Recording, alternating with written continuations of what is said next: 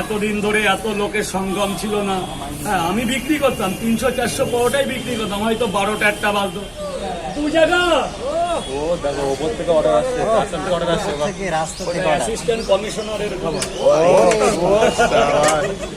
রাজুদার godown কিন্তু খালি, দেখতে পাচ্ছ। এই বাচ্চা গোডাউন কিন্তু পুরোপুরি খালি, লাস্ট পাওয়াটা উঠছে। হ্যাঁ, অত টাকা লাগে না, দুটো করে চার্জার এখানে 200 টাকা দিয়েছে। ধরুন 80 টাকা।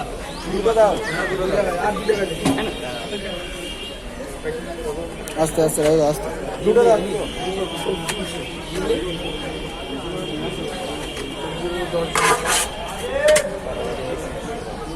দাঁড়াও দাঁড়াও দাঁড়াও, একজনকে দিতে দাও দাদা, একজনকে দিতে দাও।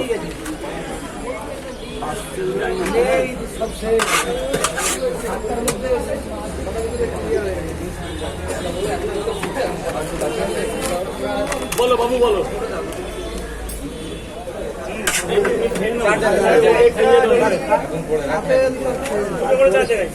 দুটো করে 4 জায়গায় 80 টাকা দাও।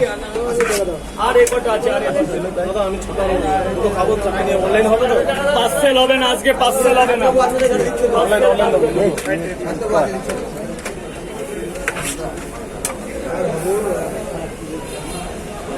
জায়গা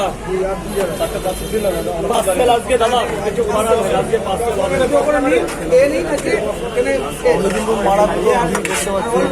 আজকে আর পার্সেল হবে না, আজকে আর পার্সেল হবে না।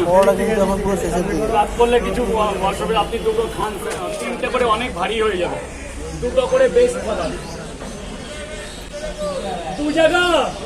ও দেখো ওপর থেকে অর্ডার আসছে, রাস্তা থেকে অর্ডার আসছে, রাস্তা থেকে অ্যাসিস্ট্যান্ট কমিশনারের খবর।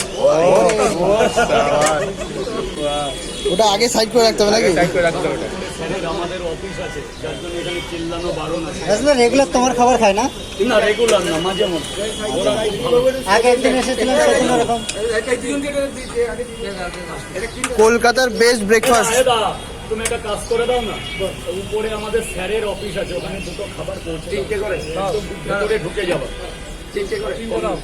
বড় স্যার 3টে করে 3টা না, একটু দিয়ে আসুন না। বুঝতে পারছো কোথায় বলো তো? কোনটা? এর উপরে যে স্যারের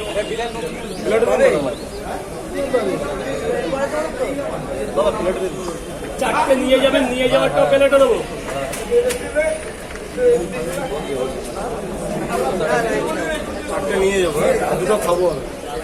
রাজুদার গোডাউন কিন্তু খালি, দেখতে পাচ্ছ। এই বাচ্চা গোডাউন কিন্তু পুরোপুরি খালি, লাস্ট পাওয়াটা উঠছে। লাস্ট পাওয়াটা যা ছিল তাই উঠে যাচ্ছে।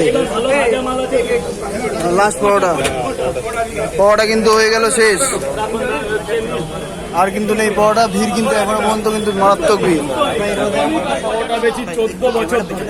তো ওখানে আমাদের স্বপনদা, যাকে সব ক্যামেরায় আমি যার নাম বলেছি, তার পার্টি অফিসের উপরে আমি আজকে থেকে 14 বছর ধরে ওখানকার একটা বাজার কমিটি কিংবা একটা ব্যবসাদার, কি দাদা আমরা একই জায়গায় ব্যবসা করি। আজকে থেকে না, আরো 14 থেকে 15 বছর ধরে, যখন আমি এটুকু ছিলাম। আজকে আমার 31 বছর বয়স হয়ে গেল। আমার 16 বছর বয়সে আমি এই কলকাতায় এসেছিলাম, 15 থেকে 16 বছর। তা সবাইকে বলেছি, স্বপনদা আমাকে একটা সাপোর্ট করেছে সেই 15 বছর ধরে, আজকের দিনও করে যাচ্ছে। আজকেও আমি ওখানেই, আমার জায়গা আছে, কিন্তু এখন একটা লোকাল পার্টি অফিস, এরকম ভিড় করলে ওই বাবুদের প্রবলেম হয়, যার জন্য স্বপনদা থেকে আমাকে এই জায়গাটা বসিয়ে দিয়ে গেছে। নাহলে কিন্তু এখানে দোকানদারি করার জায়গা না। আগের জায়গাটা তো খারাপ হয়ে গেল না। খারাপ বলতে কি, এইরকম ভিড় ভাট্টা হলো, এখানে থেকে বেশি ভিড় ওখানে যেতে গেলে মেন রোড। বাবু স্বপনদা অনেক চেষ্টা করে যে দোকানটা রাখার, লাস্ট বড়বাবু পর্যন্ত, ওসি সাহেব পর্যন্ত এসে আমাকে বলে গেছে যে এরকম পাবলিক আমাদের সিসি ক্যামেরায় দেখা যায় না, আমাকে পাবলিক থেকে মানে বলছে আমরা সাপোর্ট করছি, কিন্তু পাবলিক থেকে পাবলিক সব তো তুই এখানে বস, কিছু হবে না। তো এখানকার অফিসাররা বলছে না, ব্যবসা রোডের উপরে তো এখানে জায়গাটা একটু বড় আছে, একটু বড় আছে। তো দেখো আজকের দিনে দাঁড়িয়ে আমি পরোটাটা খবরের কাগজে দিতাম, এরকম প্রচুর অবজেকশন এসেছে, হাজার অবজেকশন এসেছে। সেখানে পরোটার কোয়ালিটিটা অনেক কম ছিল, নর্মাল ছিল, যেটা আমি 14 বছর ধরে বেঁচে আসি। কিন্তু আজকের দিনে কোয়ালিটিটা আমি হাই করেছি। দেখো স্ট্রিট ফুডে কিন্তু অনেক জায়গায় 40 টাকায় বিরিয়ানি বিক্রি হয়, আবার অনেক জায়গায় 80 টাকায়। আবার সেম কোয়ালিটি 250 টাকায়। তো খাবারের কোয়ালিটিটা আমি মনে করি ভালো। তো 5 জন যারা যারা খায় তারা কিন্তু এখনো কেউ কমপ্লেন দেয়নি যে রাজুদা আমার 50 টাকায় প্রবলেম হচ্ছে, আমার 20 টাকায় প্রবলেম হচ্ছে কি আমার। তো অবজেকশনটা কারা আমি করছে? 4 মাস আগে খেয়ে গেছিলাম দাদা, 4 মাসের থেকে এখন আরো বেশি ভালো হয়েছে। সোয়াবিন ছোট ছিল আগে, এখন আরো বড় হয়ে গেছে, আরো ঠিক আছে? বিগত দিনে আরো বড় হতে পারে, আরো different হবে। একটা কথা কি, একটা স্ট্রিট ফুড থেকে শুরু করা ছেলে একটা কন্টিনিউ তৈরি করতে তার মিনিমাম 25-20 বছর টাইম লাগে। একটা খাবার এতদিন ধরে এত লোকের সঙ্গম ছিল না। হ্যাঁ, আমি বিক্রি করতাম 300-400 পরোটাই বিক্রি করতাম, হয়তো 12টা 1টা বাজতো, কিন্তু কোয়ালিটিটা এত মজবুত ছিল না। যত লোকের ভালোবাসা পায় না, আগ্রহটা বাড়ে না। এর মধ্যে 1 কিলোর জায়গায় 1.5 কিলো সোয়াবিন দিই, যেমন কাবলি ছোলাটা দিচ্ছে, সেটাই। পয়সার চাইতে আগ্রহটা বাড়ে। মানুষের ভালোবাসাটা হ্যাঁ, পাচ্ছ বলেই যে না, এরকম। মানুষ আসছে, আমিও তাহলে 50 খরচা করি না, যদি একদম, 40 টাকা উঠছে তো। সেটাই। তো আমি কিন্তু আজকাল একটা প্লেট ইউজ করেছি, দেখি তো। নাই এখন এরকম ধরনের একটা প্লেট ইউজ করেছি। 3টে পরোটা দিয়ে একটা প্লেটে মাত্র 30 টাকা, তরকারি আনলিমিটেড, যেটা আগে ছিল না। কেউ একবার নাই, কেউ 3বার নাই। বাঙালি একদম। আমরা হলাম খাদ্যপ্রেমী। হ্যাঁ, বাঙালি কিন্তু চিরকাল খাদ্যপ্রেমী, খাদ্যপ্রেমী, একদম। আমাদের একটা গর্ব যে আমরা হ্যাঁ। বাঙালি।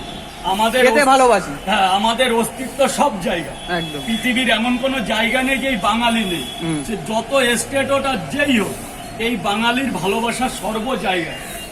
সে যেখানে হোক, লন্ডন হোক, আমেরিকা হোক, যেই প্রান্ত হোক, এই বাঙালির কেউ না কেউ আছে। কি দাদা? একদম, এই একদম। বাঙালির ভালোবাসা অসীম। আর বাঙালিরা আমার জীবন, মানে আমার জন্মের আগে থেকে খাদ্য রসি, একদম। যে আমরা খেতে ভালোবাসি। সে চা হোক, বিস্কুট হোক, ভাত হোক, ফ্যান ভাত হোক, আম ভাত হোক, মাছ ভাত হোক, মাংস ভাত, আমরা একদম খাদ্য রসি। একদম। তো সেই সূত্রে খাবারের কোয়ালিটিটা অনেক ভালো করেছি, না হলে এরকম হতো না দাদা।